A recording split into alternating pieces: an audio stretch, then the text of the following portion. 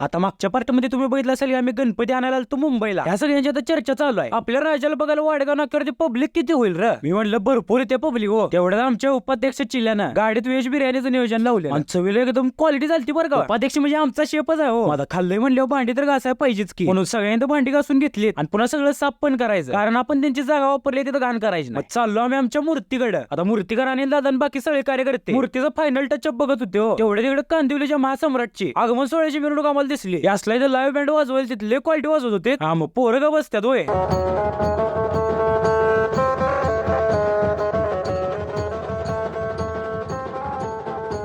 आमच्या राजाला आयशर मध्ये ठेवला आम्ही सांगोला जायला. जाताना रस्त्याला अजून एक गणपती बाप्पा गाठ पडली आम्हाला. गणपती बाप्पा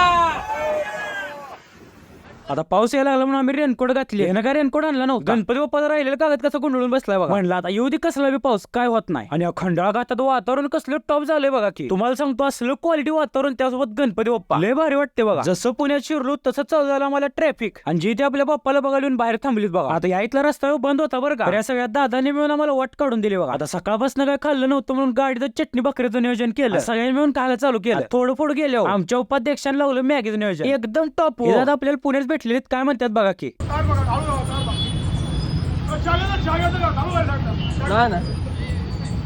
आणि मग फायनली आमची मूर्ती आली आमच्या सांगोल्या. आगमन एकदम क्वालिटी केलो.